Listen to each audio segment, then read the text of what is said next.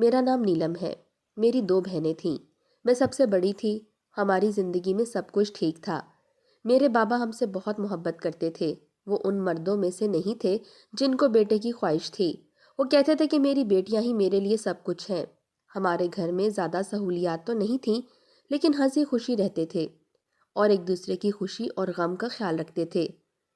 جب تک میرے بابا اس دنیا سے چلے نہیں گئے تب تک تو سب کچھ ٹھیک تھا۔ میرا رشتہ بھی میری پھپھو نے مانگا ہوا تھا۔ ان کا بیٹا سرکاری ملازم تھا اور وہ کہتی تھیں کہ میرے ساتھ ہی اس کی شادی کروائیں گی۔ ہماری منگنی بھی ہو چکی تھی اور میرے بابا ایک حادثے میں اس دنیا سے چلے گئے، اور اس کے بعد پتہ چلا کہ کوئی بھی اپنا نہیں ہوتا۔ رشتہ داروں نے منہ پھیر لیا اور پھپھو نے بھی آنکھیں سر پر رکھ لیں۔ گھر میں کچھ پیسے پڑے تھے جو استعمال ہونے لگے۔ اس کے بعد کوئی ضرورت کی چیزیں بک گئیں۔ اب ضرورت تھی کہ میں میدان میں آ جاتی اور کوئی نوکری کرتی، کیونکہ میری چھوٹی بہن تو ابھی میٹرک کر رہی تھی اور اس سے بڑی بہن جس کا نام ماریا تھا وہ گھر میں ہی رہتی تھی۔ اس کا پڑھائی میں بالکل بھی دل نہیں لگتا تھا۔ امی اسے سلائی اسکول بھیجا کرتی تھیں، لیکن 2 سال سے جا رہی تھی، پھر بھی اسے کوئی ہنر نہیں آتا تھا۔ میں نے اپنی کچھ دوستوں سے بات کی اور انہوں نے مجھے ایک عجیب سی نوکری کے بارے میں بتایا۔ جب میں نے سنا اس بارے میں تو میں حیران رہ گئی۔ میں نے کہا کہ مجھے یہ کام مل جائے گا؟ انہوں نے کہا کہ یہ کام تو کوئی بھی نہیں کرتا، اسی لیے تمہیں یہ کام آسانی سے مل جائے گا۔ پر کیا تم یہ کام کر لو گی؟ میں نے کہا کہ میں نے کون سا یہ کام پہلے کیا ہے، لیکن مجبوری میں انسان کیا کچھ نہیں کرتا۔ اس کا کہنا تھا کہ تمہیں 3 مہینے کی ٹریننگ دی جائے گی، اس کے بعد تم وہیں پر جاب شروع کر سکتی ہو۔ 3 مہینے میں تمہیں آدھی تنخواہ دی جائے گی، لیکن اس کے بعد تنخواہ بہت اچھی ہے۔ میں نے حامی بھر لی، کیونکہ ہم سبھی جانتے تھے کہ ملک کے حالات کس طرف جا رہے ہیں۔ اب تو گھر میں بیچنے کے لیے بھی ہماری ضرورت کی چیزیں ہی رہ گئی تھیں۔ اگر ان کو بھی بیچ دیتے تو پھر گزارا کس طرح ہوتا؟ بہت زیادہ برے حالات تھے۔ بابا کی بہت یاد آتی تھی۔ امی روز مجھ سے کہتی تھیں کہ تجھے 14 جماعتیں پڑھائی ہیں، تو کہیں نوکری کیوں نہیں کرتی؟ کوئی کام تو ہوگا، بے شک 3,000 لا یا 5,000، پر کچھ تو لے کر آ۔ آج واپس آ کر جب میں نے امی کو بتایا کہ مجھے نوکری مل گئی ہے، پہلے 15,000 ملیں گے اور اس کے بعد مہینے کے 35,000، تو میری ماں تو خوشی سے نہال ہی ہو گئی۔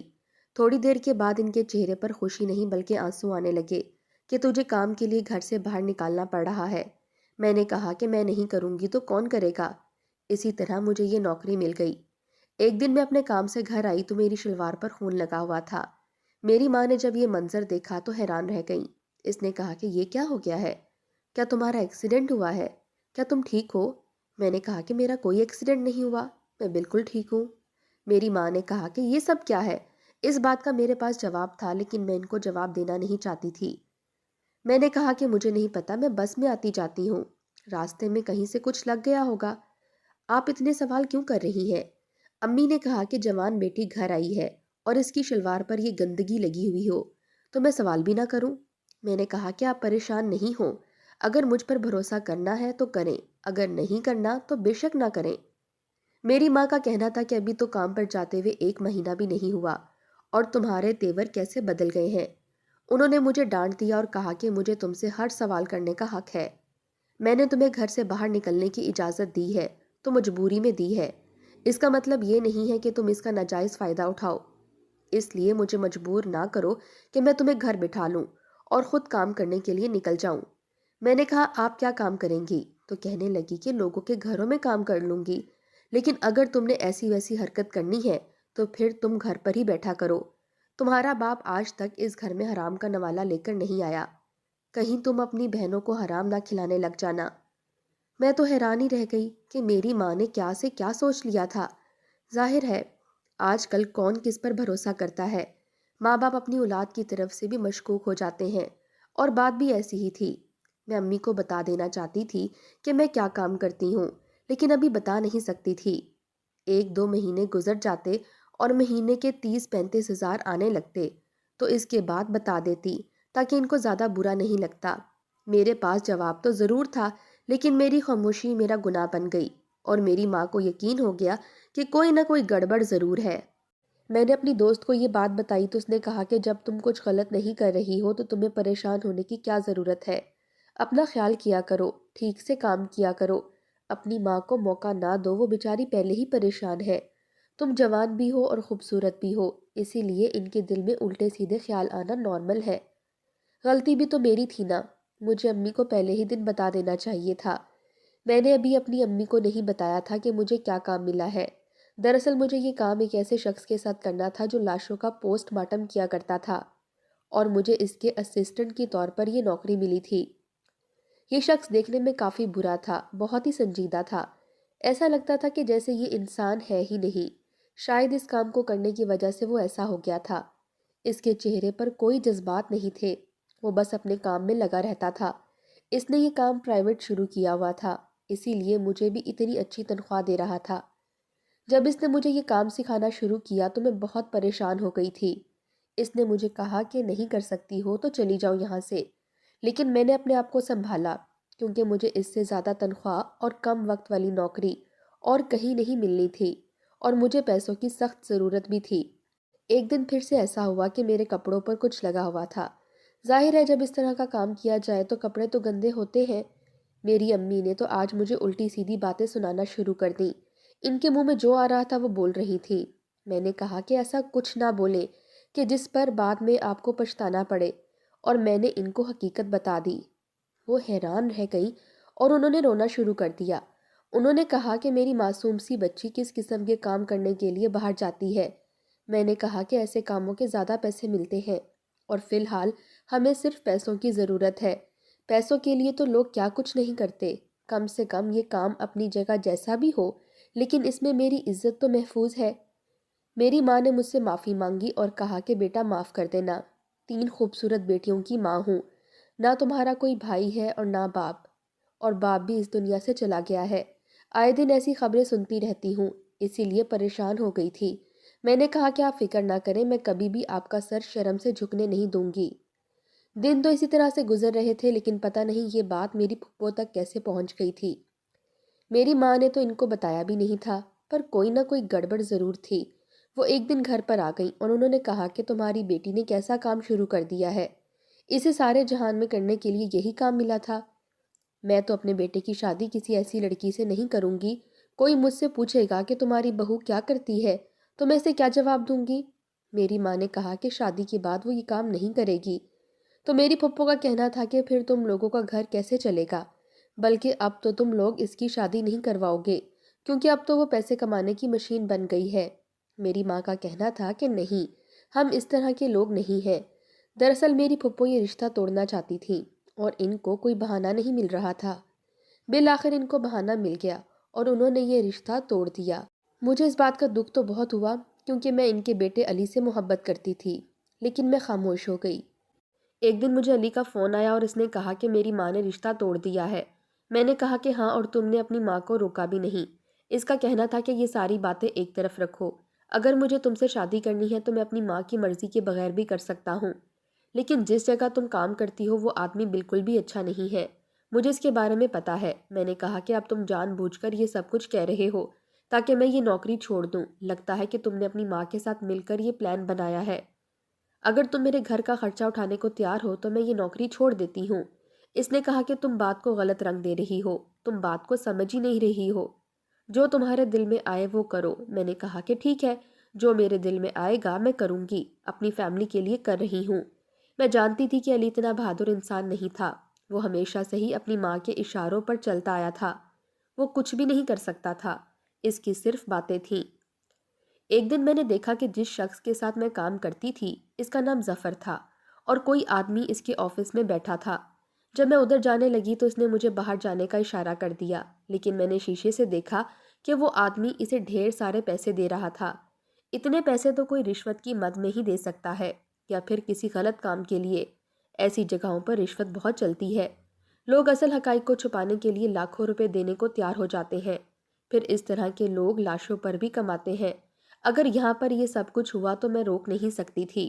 ویسے جس دوست نے نوکری لگوائی تھی اس نے کہا تھا کہ آدمی بھروسے والا ہے، ورنہ میں تمہاری یہاں نوکری کیوں لگواتی؟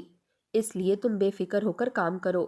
مجھے کسی کے معاملے میں بولنے کی ضرورت نہیں تھی، میں نے بول کر کرنا بھی کیا تھا؟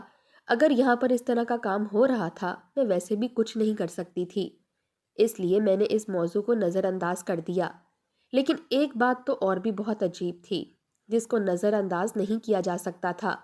وہ بات یہ تھی کہ جس لڑکی کی لاش پوسٹ مارٹم کے لیے آتی تھی تو ظفر اس کو ایک دن اضافی اپنے پاس رکھتا تھا اور مجھے قریب تک نہیں جانے دیتا تھا۔ یوں تو فوراً مجھے بتاتا تھا کہ یہ کام آ گیا ہے، لیکن وہ کہتا تھا کہ جب کسی جوان لڑکی کی لاش آئے تو میں خود ہی اس کا پوسٹ مارٹم کروں گا، تمہیں پاس آنے کی ضرورت نہیں ہے۔ وہ کہتا تھا کہ جوان لڑکیوں کا پوسٹ مارٹم کرنے میں زیادہ دیر لگتی ہے۔ میں حیران تھی کہ ایسا کیسے ہو سکتا ہے، سب لوگ ایک جیسے ہی تو ہوتے ہیں۔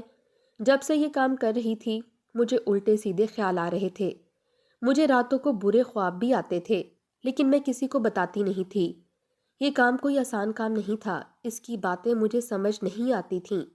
میں اس کی بات کا جواب نہیں دے سکتی تھی، ورنہ وہ مجھے نوکری سے نکال دیتا۔ اس لیے جو بھی کہتا تھا میں چپ چاپ سن لیتی تھی۔ میری دوسری نمبر والی بہن بہت عجیب طریقے سے پیش آ رہی تھی۔ وہ سلائی اسکول جاتی تھی لیکن واپس آ کر گھر کا کوئی کام نہیں کرتی تھی اور فون میں مصروف ہو جاتی تھی۔ یہ بات نظر انداز نہیں کی جا سکتی تھی کہ یہ فون اس نے کہاں سے لیا تھا۔ اس نے کہا کہ مجھے گلی میں پڑا ہوا ملا ہے اور فون کو دیکھ کر بھی ایسا ہی لگ رہا تھا۔ میں نے کہا کہ اسے اٹھانا نہیں چاہیے تھا، لوگ واردات کر کے فون پھینک دیتے ہیں اور پھر فون کے پیچھے پولیس آ کر اس کو پکڑتی ہے۔ جس کے پاس یہ فون ہوتا ہے اس کا کہنا تھا کہ 1 ہفتے سے میرے پاس ہے، ابھی تک تو کچھ نہیں ہوا، اور جب میں مجرم نہیں ہوں تو مجھے ڈرنے کی کیا ضرورت ہے۔ یہ ویسے ہی عقل کی پوری تھی۔ جب یہ بچپن میں چھوٹی سی تھی تو اس کی طبیعت بہت خراب رہتی تھی اور اسے ایک دفعہ بخار ہوا تھا، اس کو جھٹکے لگنے لگے تھے۔ اس لیے میری ماں کو لگا کہ یہ اس دنیا سے چلی جائے گی، تو میری ماں نے اس کو بہت زیادہ پیار دیا، جس کی وجہ سے یہ بگڑ گئی تھی۔ پڑھائی میں اس نے اپنا دماغ نہیں لگایا، 4 سال تک میٹرک کرنے کی کوشش کی لیکن اس سے میٹرک نہیں ہوا۔ اس کے بعد امی نے کہا کہ یہ پڑھائی کرنے کے لیے نہیں بنی ہے، اس کو گھر میں ہی رکھتے ہیں، کوئی ہنر سکھا دیں گے۔ لیکن 2 سال سے اس کو سلائی کا ہنر بھی نہیں آ رہا تھا۔ میں نے اپنی امی کو کہا کہ اس کا باہر جانا بند کرے، اس کی فیسیں دے دے کر ہم تھک گئے ہیں، اس کو کوئی کام نہیں آ رہا، لوگ تو 3 مہینے میں یہ کام سیکھ لیتے ہیں۔ اس بات پر وہ عجیب طریقے سے پیش آنے لگی اور اس نے کہا کہ مجھے باہر جانے سے روکا نہیں کرے، میں گھر میں بیٹھ کر کیا کروں گی، واپس آتی ہوں تو گھر کے کام کر تو دیتی ہوں، مجھے کام آتا ہے، بس 2 مہینے کا کورس رہ گیا ہے، اس کے بعد مجھے پورا کام آ جائے گا۔ میری امی اس کی بات ٹال ہی نہیں سکتی تھی، اس کی آنکھوں میں آنسو نہیں دیکھ سکتی تھی، اسی لیے انہوں نے کہا کہ 2 مہینے کی تو بات ہے، اگر وہ کہہ رہی ہے تو اس کی بات مان لو۔ میں نے کہا کہ ٹھیک ہے، لیکن 2 مہینے کے بعد یہ گھر بیٹھے گی اور چھوٹی بہن کو صرف پڑھائیں گے کیونکہ وہ پڑھائی میں بہت تیز تھی۔ میں صبح جلدی جاتی تھی، میرے پاس ہی آفس کی چابی ہوتی تھی، میرا کام ہوتا تھا کہ میں صبح صبح آفس کی تھوڑی بہت صفائی بھی کر دوں اور اگر کل کا کوئی سامان پڑا ہے تو اس کو صاف کر کے کوڑے میں پھینک دوں، کیونکہ ظفر صاحب تو 10 بجے آیا کرتے تھے۔ کبھی کبھی تو ایسا ہوتا تھا کہ اگر کوئی کیس نہیں آیا ہوتا تھا تو وہ آتے ہی نہیں تھے اور میں پورا دن ایسے ہی بیٹھ کر چلی جاتی تھی۔ پر آج جب میں آفس میں داخل ہوئی تو سامنے کا منظر دیکھ کر میں حیران رہ گئی۔ میرے منہ سے باقاعدہ چیخ نکل گئی تھی، لیکن ظفر اتنی گہری نیند میں سو رہا تھا کہ وہ جاگا ہی نہیں۔ میں اسے حیران ہو کر دیکھنے لگی۔ آج کسی لڑکی کا کیس آیا ہوا تھا اور وہ اس کے پاس ہی زمین پر سو رہا تھا۔ دیکھنے والے کو تو ایسا ہی لگتا تھا کہ جیسے کام کرتے کرتے ہی سو گیا ہے۔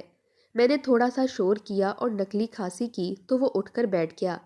میں نے کہا کہ سر آپ ادھر ہی سو گئے، تو وہ مجھے دیکھ کر چونک گیا اور کہنے لگا کہ ہاں کام زیادہ تھا اسی لیے میں یہی سو گیا، تم گھر چلی گئی تھی، پیچھے سے ایک کیس آ گیا تھا۔ میں نے کہا کہ آپ مجھے فون کر کے بلا لیتے، میرا گھر قریب ہی ہے۔ اس نے کہا کہ نہیں تمہاری ضرورت نہیں تھی کیونکہ یہ لڑکی کا کیس تھا۔ میں نے کہا کہ ٹھیک ہے۔ مجھے اس شخص کی حرکتیں بہت زیادہ عجیب لگ رہی تھیں۔ مجھے پھر سے میرے کزن کی کال آئی اور اس نے کہا کہ وہاں پر کام کرنا چھوڑ دو، تمہیں نوکری کرنے سے نہیں روک رہا ہوں، تمہارے لیے میں نوکری تلاش کروں گا۔ میں نے کہا کہ تم تب کچھ نہ کر سکے تھے جب تمہاری ماں رشتہ توڑ کر چلی گئی اور آج کل تمہارے لیے جگہ جگہ رشتے تلاش کرتی پھر رہی ہے۔ اب تم اپنی شادی کی تیاری کرو اور میری زندگی میں دخل دینا بند کر دو۔ جب میں کام پر ہوتی تھی تو مجھے فون سننے کی اجازت نہیں تھی، لیکن میں نے فون کی طرف دیکھا تو میری ماں کی کال آئی ہوئی تھی۔ میں نے اپنی ماں کو کہا ہوا تھا کہ شام کے ٹائم مجھے کال کر کے بتا دیا کریں کہ کون سی چیز لے کر آنی ہے تاکہ میں بازار سے لے آیا کروں، پر یہ شام کا وقت نہیں تھا۔ تھوڑی دیر کے بعد دیکھا تو ان کی 4 سے 5 کالز آئی ہوئی تھیں۔ مجھے ظفر نے کہا کہ فون کی طرف کیوں دیکھ رہی ہو، کام پر دھیان دو۔ پتہ نہیں کیوں میرا دل گھبرا رہا تھا۔ صرف سبزی یا کسی راشن کے لیے میری ماں مجھے بار بار فون نہیں کرتی تھی۔ ظفر تھوڑی دیر کے لیے وہاں سے گیا تو میں نے کال سن لی، اور سن کے میرے قدموں تلے سے زمین نکل گئی۔ میری ماں کا کہنا تھا کہ میری دوسری نمبر والی بہن ماریا گھر واپس نہیں آئی ہے، نہ ہی فون اٹھا رہی ہے، پتہ نہیں کہاں چلی گئی ہے۔ میں بڑی پریشان ہو گئی۔ میں نے ظفر کو یہ سب کچھ بتایا اور کہا کہ مجھے جانا ہوگا۔ اس نے کہا کہ ٹھیک ہے۔ میں چلی گئی اور اسے تلاش کرنے لگی۔ وہ ہمیں رات تک نہیں ملی، اگلی صبح تک بھی نہیں ملی۔ مجبوراً خاندان کے مردوں کو شامل کرنا پڑا۔ انہوں نے عجیب و غریب باتیں شروع کر دی کہ بھاگ گئی ہوگی، آپ لوگوں نے بھی تو اسے چھوڑا ہوا تھا، راستے میں کہاں آتی جاتی تھی کسی کو کیا پتا، باپ اس دنیا میں نہیں رہا، ایک بیٹی کو آپ نے باہر چھوڑا ہے، دوسری بیٹی الٹے سیدھے کام کرتی پھرتی ہے۔ وہ لوگ ہماری مدد تو کر رہے تھے لیکن ساتھ ساتھ باتیں بھی سنا رہے تھے۔ رات سے صبح ہو گئی، صبح سے شام ہو گئی، میری بہن کا کچھ پتہ نہیں تھا۔ میری ماں کا رو رو کر برا حال ہو گیا۔ پھر پولیس والے نے کہا کہ ہم کو ایک لاش ملی ہے، آپ آ کر شناخت کر لے۔ میری ماں نے میرا ہاتھ پکڑ لیا اور کہا کہ تم نہیں جاؤ گی کیونکہ وہ میری بیٹی نہیں ہے۔ میں نے امی کو کہا کہ جانا پڑے گا۔ میں بھی بہت پریشان تھی لیکن خود کو سنبھال کر کھڑی تھی، کیونکہ اگر میں بھی ہمت ہار بیٹھتی تو پھر باقی سب کو کس نے سنبھالنا تھا۔ میں وہاں چلی گئی اور یہ دیکھ کر قدموں تلے سے زمین نکل گئی کہ وہ میری بہن تھی۔ وہیں پر رو رو کر برا حال ہو گیا۔ پولیس والوں نے کہا کہ پوسٹ مارٹم کروانا پڑے گا، اس کو یہاں سے سیدھا پوسٹ مارٹم کرنے کے لیے لے جائیں۔ یہ خبر امی کو کیسے سناتی؟ میں اپنی بہن کو وہیں پر لے گئی جہاں پر میں کام کرتی تھی، اور ماموں کو کہا کہ وہ گھر جائیں اور کسی طرح یہ خبر امی کو سنا دیں۔ پولیس کا کہنا تھا کہ اس کا کسی لڑکے کے ساتھ چکر چل رہا تھا جس نے اس کو کہیں ملنے کے لیے بلایا تھا، اور اس کے بعد اس کو دھوکہ دے کر اس کی جان لے لی اور اس کو کہیں پر پھینک دیا۔ تبھی مجھے سمجھ میں آیا تو وہ اسے فون کس نے دیا تھا، شاید وہ فون بھی اسی لڑکے نے دیا تھا۔ میں نے پولیس کو کہا کہ اس کے خلاف کارروائی کی جائے۔ ظفر کو جب میں نے بتایا تو اسے بھی کافی افسوس ہوا۔ اس نے کہا کہ پوسٹ مارٹم کرنا پڑے گا، 1 دن لگے گا۔ اب میرا دماغ گھوم گیا تھا۔ میں نے کہا کہ یہ کام میں کروں گی تو اس نے انکار کر دیا اور کہا کہ یہ کام میں کر لیتا ہوں، اور اس کام کے لیے 1 دن سے زیادہ کیوں لیتا ہے؟ جب کسی لڑکی کی لاش آتی ہے تو وہ ایسا بھی کیا کرتا تھا؟ میں نے کہا کہ میری بہن ہے، میں خود کروں گی یہ کام، اور آپ کو اکیلے نہیں کرنے دوں گی۔ اس نے کہا کہ تمہارا دماغ تو نہیں خراب ہو گیا؟ تم کس طرح کی باتیں کر رہی ہو؟ میرا کام ہے، مجھے کرنے دو۔ تم جاؤ اپنے گھر جا کر اپنی ماں کو تسلی دو، جب کام ہو جائے گا میں تمہیں فون پر بتا دوں گا۔ لیکن اب میرے دل میں دھڑکا پڑ گیا تھا۔ اس دنیا کا کیا بھروسہ تھا؟ یہاں پر کیا کچھ نہیں ہو سکتا تھا؟ میں گھر چلی گئی۔ گھر میں سب کا برا حال تھا، سب لوگ رو رہے تھے، لیکن میرا دل ابھی بھی وہیں پر لگا تھا۔ مجھ سے رات نہیں گزر رہی تھی۔ اس نے کہا تھا کہ وہ ساری رات یہ کام کرے گا۔ جیسے میں نے پہلے بتایا، گھر تو میرا قریب تھا۔ میں اچانک سے گھر سے باہر نکل گئی اور چلتے ہوئے اس طرف چلی گئی۔ اس کے آفس کے پیچھے ایک کھڑکی تھی جو گلی میں کھلتی تھی۔ میں نے اس کھڑکی سے اندر جھانکنے کا پلان بنایا تھا۔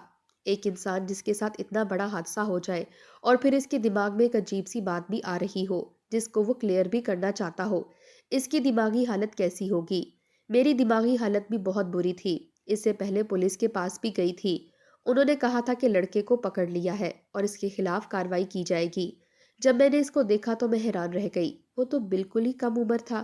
پتہ نہیں کیسے اس نے میری بہن کو بے وقوف بنا لیا تھا۔ کیسے کیسے لوگ ہوتے ہیں، اپنے لیے کسی کی زندگی برباد کر دیتے ہیں، کسی کی جان لے لیتے ہیں۔ ان کے لیے کسی کی جان لینا کتنا آسان ہوتا ہے۔ میری بہن تو اس دنیا سے چلی گئی، اب اس کے ساتھ زیادہ سے زیادہ کیا ہو سکتا تھا؟ اس کے گھر والے اسے یہاں سے بچا کر لے جاتے۔ میرا کزن علی بھی ہمارے ساتھ تھا اور وہ بھی ہماری بہت مدد کر رہا تھا۔ میں اس کھڑکی کے پاس چلی گئی اور دبے پاؤں اندر جھانکنے لگی کہ مجھے میرے کندھے پر کسی کے ہاتھ کا دباؤ محسوس ہوا۔ اس سے پہلے کہ میں چیخ اٹھتی، کسی نے میرے منہ پر ہاتھ رکھ دیا۔ میں نے پلٹ کر دیکھا تو وہ علی تھا۔ وہ مجھے ایک طرف لے گیا اور کہا کہ یہاں پر کیا کر رہی ہو؟ میں نے کہا کہ میں دیکھنے آئی ہوں کہ کیا ہو رہا ہے۔ اس نے کہا کہ میں نے تمہیں بتایا تھا کہ یہ آدمی ٹھیک نہیں ہے۔ میں نے کہا کہ اسی لیے میں دیکھنے کے لیے آئی ہوں۔ ہم دونوں نے اندر جھانکا تو ہم دونوں ہی حیران رہ گئے۔ جیسا ہم سوچ رہے تھے ویسا تو بالکل بھی نہیں تھا۔ وہ آدمی اپنے کام میں لگا ہوا تھا، بلکہ اس کام کو بہت باریکی سے کر رہا تھا۔ جب میں نے اپنی بہن کو دیکھا تو مجھے رونا آ گیا اور میں بے ہوش ہو گئی۔ تھوڑا سا شور ہوا تو وہ اس طرف متوجہ ہو گیا۔ علی مجھے اٹھا کر اندر ہی لے گیا اور تھوڑی دیر کے بعد مجھے ہوش آیا تو ظفر نے کہا کہ یہاں پر کیا کر رہی تھی؟ میں نے اسے سب کچھ سچ بتا دیا۔ اس نے اپنی اینک کو اتارا اور ایک طرف بیٹھ گیا۔ اس نے کہا کہ ہاں، لوگ میرے بارے میں ایسی باتیں کرتے ہیں کیونکہ میں اپنے بارے میں صفائی نہیں دیتا۔ کیوں؟ کون ہے یہ دنیا جس کو میں صفائی دوں؟ میرے ساتھ بھی کچھ ایسا ہی ہوا تھا۔ میری ایک بیٹی تھی جس کے ساتھ اسی طرح کا معاملہ ہوا تھا، لیکن جب پوسٹ مارٹم کے لیے اسے بھیجا گیا تو انہوں نے بڑی آسانی سے یہ کہہ دیا کہ لڑکی کے ساتھ ایسا کچھ نہیں ہوا ہے، بلکہ لڑکی نے خودکشی کی ہے، جبکہ میری بیٹی خودکشی کر ہی نہیں سکتی تھی۔ میں اس کے لیے انصاف بھی نہیں لے سکا۔ تب مجھے پتا چلا کہ یہ دنیا بڑی ظالم ہے، کہ لاشوں پر بھی کمائی کرتی ہے، تو میں نے خود یہ کام کرنا شروع کر دیا۔ اسی لیے اب میرے پاس جب کسی جوان لڑکی کا کیس آتا ہے تو میں اس کو بہت ہی غور و فکر سے دیکھتا ہوں تاکہ غلطی کی کوئی گنجائش نہ ہو۔ میرے پاس لوگ آتے ہیں، رشوت دینا چاہتے ہیں، لیکن میں کسی سے رشوت نہیں لیتا، اور اس دنیا میں تو انصاف ملتا نہیں ہے۔ کم از کم جو اس دنیا سے چلا گیا ہے اس کو تو انصاف مل جائے۔ اسی لیے میں اس کام پر زیادہ دل لگاتا ہوں۔ لوگ میرے بارے میں ایسی باتیں کرتے ہیں کیونکہ جو حق پر ہوتا ہے اس کے خلاف ہمیشہ ہی باتیں کی جاتی ہیں۔ اس نے مجھے تسلی دی اور کہا کہ مجھے بہت افسوس ہے، تمہاری بہن تو واپس نہیں آئے گی، لیکن اسے انصاف ضرور ملے گا۔ میری آنکھوں میں آنسو آ گئے۔ میں نے اس سے معافی مانگی کہ آپ مجھے معاف کر دیں، میں نے آپ کو غلط سمجھا تھا۔ میری بہن کا کفن دفن ہو گیا اور اس لڑکے پر ہم نے کیس کر دیا۔ ہم اسے معاف کرنے کے موڈ میں بالکل بھی نہیں تھے۔ ہم نے کہا تھا کہ ہم اسے معاف نہیں کریں گے۔ علی نے اس معاملے میں بہت ساتھ دیا اور اپنی ماں کے خلاف جا کر یہ اعلان کر دیا کہ وہ میرے ساتھ شادی کرے گا۔ اس نے میرے ساتھ نکاح بھی کر لیا اور کہا کہ 1 سال بعد وہ مجھے رخصت کروا کر لے جائے گا۔ میری پھپھو نے بہت شور مچایا، لیکن نکاح ہو چکا تھا۔ اب وہی ہمارے گھر کا کفیل ہے اور میرا اس کے ساتھ نکاح ہو گیا ہے۔ مجھے اپنی بہن کی بہت یاد آتی ہے۔ اسے ہم واپس نہیں لا سکے، لیکن اسے انصاف ضرور مل گیا۔